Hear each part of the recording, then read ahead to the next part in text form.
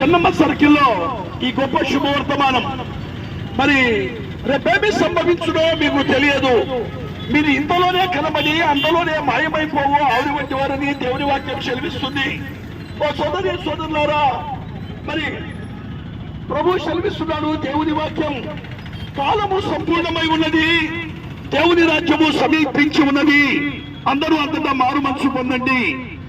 కాలం అనేది చాలా బహు కొంచెముగా ఉంది. చూశారా, ఇప్పుడు ఎక్కడ చూసినా అమెరికా, ఇరాన్ దేశాలన్నీ బాంబుల మోత, ఎక్కడ చూసినా మారణ భావం.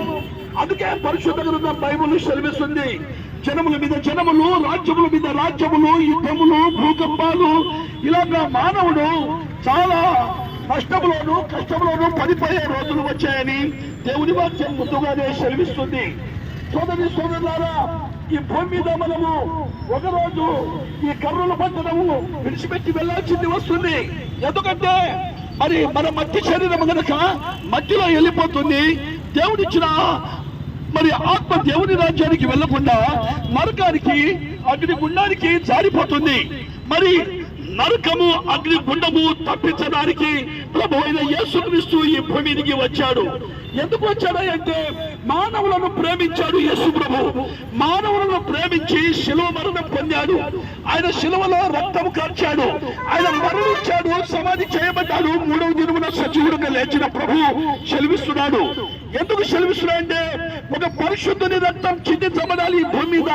సర్వపాప పరిహారం రక్త ప్రోక్షణ ఆవశ్యకం, తద్రక్తం పరమాత్మేనం పుణ్యదాన బలియాగమన్నాడు. సర్వ మానవాళి పాపము హరించబడాలంటే, సర్వ మానవులు ఈ భూమి మీద తన పాపములు చనిపేసుకోవాలంటే ఒక పరిశుద్ధుని రక్తం చిందించబడాలి. ఆ పరిశుద్ధుడు పాపము లేని వాడై ఉండాలి, శాపము లేని వాడై ఉండాలి. అతడు మరి ఈ భూమి మీద జననం మరణం రాసిన వాడు అయి ఉండాలి. అందుకే దేవుడే మానవుడుగా ఈ భూమి దిగి జన్మించాడు. దేవుడే మానవుడుగా ఈ భూమి దిగి జన్మించి సర్వ మానవాళి కోసం తన రక్తాన్ని ఇచ్చాడు. ఈ భూమి మీద 33 సంవత్సరాలు జీవించి నాలో పాపం ఉన్నదని మీలో ఎవరైనా స్థాపించగలరని మరి సవాలు విసిరాడు. ఆనాడు మంచి మంచి పండితులు పామర్లు ఉన్నారు, కానీ ఎవరు ప్రభువును మరి పాపగా ఎంచలేదు. అందుకే ఆయన పాపులను రక్షించిన క్రీస్తు లోకమునకు వచ్చినని రాయబడిన ప్రకారం ఆయన వచ్చి మరణించి సమాధి చేయబడి మూడవ దినమున సజీవుడికి లేచాడు. సజీవుడైన ప్రభు పిలుస్తున్నాడు. మరి నువ్వు ఎంత కష్టంలో ఉన్నా సరే, ఎటువంటి బాధలో ఉన్నా సరే, మరి ఏ స్థితిలో ఉన్నా సరే మరి నిన్ను పిలుస్తున్నాడు. యేసు రమ్మనుచున్నాడు. యేసుక్రీస్తులో నిత్య జీవం ఉంది. యేసుక్రీస్తులో మరి నిత్యత్వం ఉంది. ఆయన మార్గము సత్యము జీవమై ఉన్న గొప్ప దేవుడు కనుక పిలుస్తున్నాడు. ఓ ప్రియా నా చెల్లి, ఓ సోదరి సోదరుడా, నాకేమి లే అనుకుంటున్నావా? మనం ఎప్పటి వారమో గ్యారెంటీ లేని బతుకు. మనం కర్రుల్లో వెళ్ళి మళ్ళీ తిరిగి ఇంటికి చేరుకుంటామో లేదో. అందుకే ప్రతి వస్తువు గ్యారెంటీ ఉంది. ఒక మిక్సీ తీసుకుంటే మరి 2 సంవత్సరాల గ్యారెంటీ ఉంది. ఒక టీవీ తీసుకుంటే 5 సంవత్సరాల వారంటీ ఉంది. 100 సంవత్సరాలు కలిగిన ఈ మానవుడికి గ్యారెంటీ లేదు బతుకు.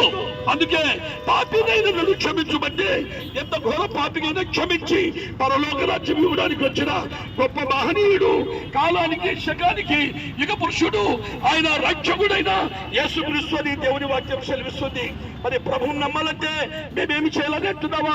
నీ వెండి బంగారాలు అవసరం లేదు, నీ డబ్బులు అవసరం లేదు, ఏది అవసరం లేదు. కానీ ప్రభువా పాపినైనా నన్ను క్షమించు అనేది హృదయపూర్వకంగా అంటే నిన్ను క్షమించి పరలోక రాజ్యం ఇవ్వడానికి ఆయన సిద్ధంగా ఉన్నాడు.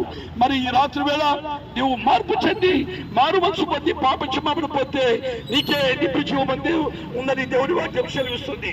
ఈ మాటల చేత మీరు ఆదరించబడతారని చెప్తూ మీ కొరకు ప్రార్థన.